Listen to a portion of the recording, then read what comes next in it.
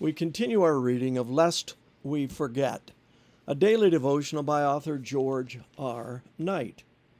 Today's reading, April 3, and What About Death, Part 4. Can we know this new doctrine that you are teaching? Some of the things you say seemed startling to us, and we would like to find out what they mean.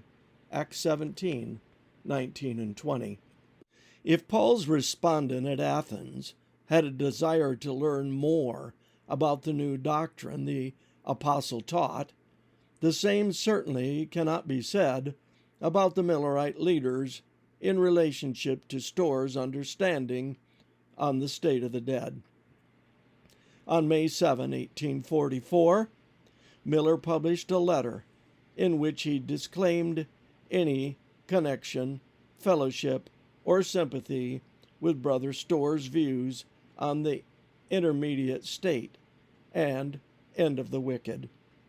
In April, Josiah Litch went so far as to begin publishing a periodical entitled The Anti-Annihilationist.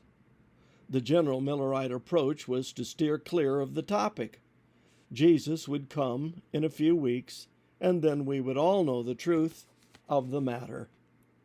Such pronouncements, of course, did not do much to silence Storrs and his colleagues, and their agitation bore fruit.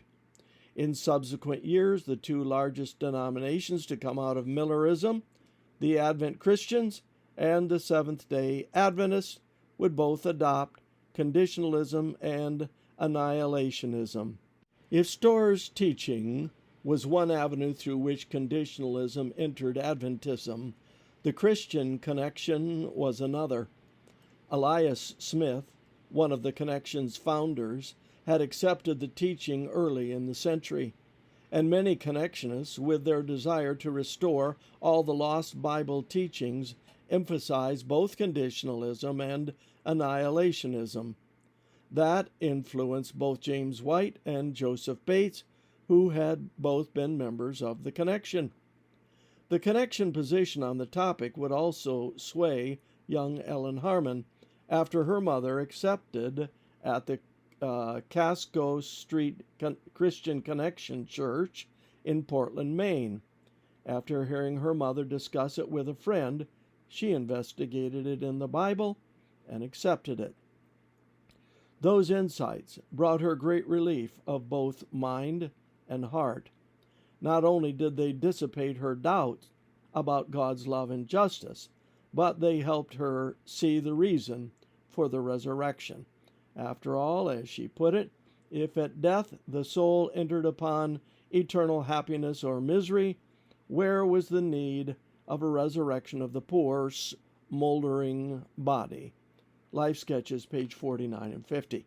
Thus, all three of Sabbatarian Adventism's founders were conditionalists from the very founding of the movement. Thank you, Lord, for both your great promises and for beliefs that make consistent and vital sense. This concludes our reading today of Lest We Forget.